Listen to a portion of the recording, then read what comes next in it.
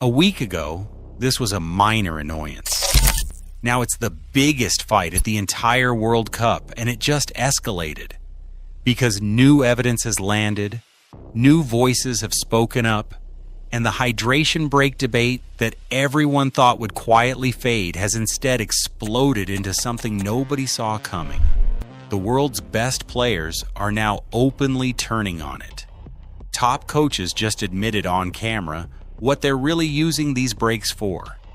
Medical experts have come out with a verdict that completely flips the argument on its head. And buried in the numbers, somebody finally worked out exactly how much money is hiding inside those 3 minutes. And the figure is genuinely staggering. So let's get into the new stuff.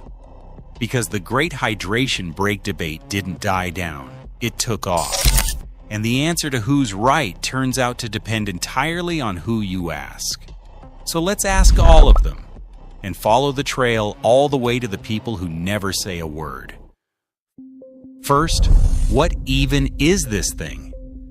FIFA has made a 3-minute break mandatory in every match at this World Cup, once around the 22nd minute of the first half, and once around the 67th minute of the second.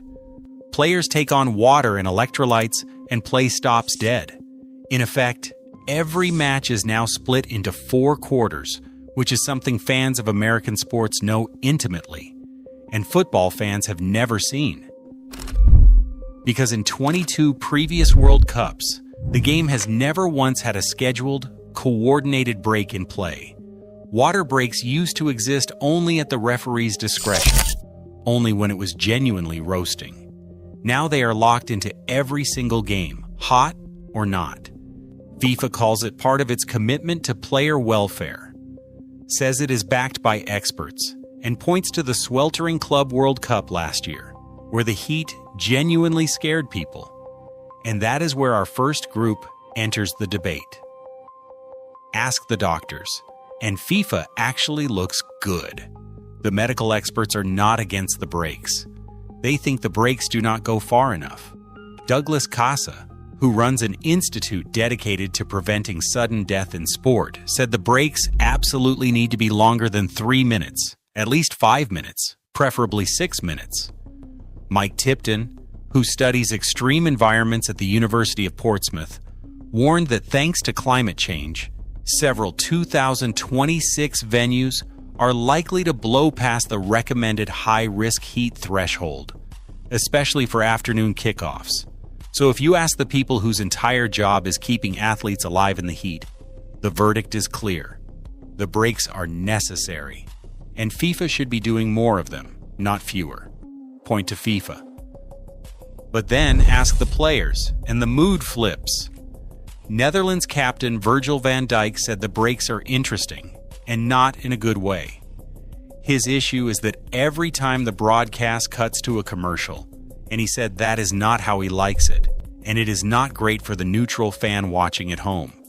His suggestion was to judge it game by game. If it is genuinely hot, fine, put the breaks in, but do not force them on every match regardless. Belgium's Yuri Tielemans landed in the same split place. He said it can work both ways, and in cooler cities maybe you should not do it at all. But then he admitted that if you do it for some games, fairness means you have to do it for all of them. And there is the trap FIFA built. The moment they made it about uniformity, they locked themselves into stopping games in 19-degree weather in Toronto, in air-conditioned domes with the roof closed, because the alternative, pausing some matches and not others, would be even more unfair. So the players are stuck, and most of them are not thrilled. Now ask the fans, and it's barely a debate at all. When The Athletic polled more than 9,000 of its readers, a brutal 76.4% called the breaks problematic. Only about 13% said they were no big deal, and barely 10% admitted to actually liking them. And in England's 4-2 win over Croatia, the supporters in the stadium flat out booed when the referee signaled the break. Their number one complaint wasn't even the ads, it was momentum. Because a 3-minute pause doesn't just interrupt a match, it can completely change it. And there is one example this tournament that proves it perfectly. Germany against Curaçao, the tiny debutantes. For 21 glorious minutes, Curaçao were living a dream. They had equalized to make it 1-1. They were on top. Germany were genuinely rattled. And then the referee called the hydration break.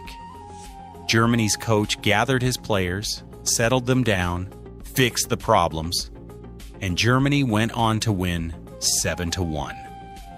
Was the break the only reason? No. But did it stop a struggling giant at the exact moment it was wobbling and hand the coach a free reset? Absolutely. And that will not be the last time this tournament that a game turns on FIFA's 3-minute timer. Which brings us to the group that has quietly fallen in love with these breaks, the coaches. Because for them, this is not a cooling break at all. Belgium's Rudy Garcia said it outright. For him, it is a coaching break or more than a cooling break, and it is very important. France's Didier Deschamps called it a chance to adjust a couple of things and said plainly that it is 4 quarter times we have got now, and the coaches adapt. Pochettino was caught using the pause to show his United States players clips on a laptop. Jesse Marsch used Canada's break to fire his team up, chasing an equalizer. So a stoppage sold to you as hydration has quietly become the one thing football always refused to have: a tactical timeout. A built-in reset button that lets the smartest coaches recoach their teams twice a half. That is a genuine change to the soul of the sport, smuggled in under a water bottle. So that is the debate. The doctors want it longer. The players want it situational. The fans want it gone. The coaches secretly want to keep it forever. Everyone is pointing at a different reason. Everyone has a case. And while they all argue, there is one group sitting quietly in the corner, saying absolutely nothing, making an absolute fortune. Broadcasters. Follow the money, because this is where the debate actually ends.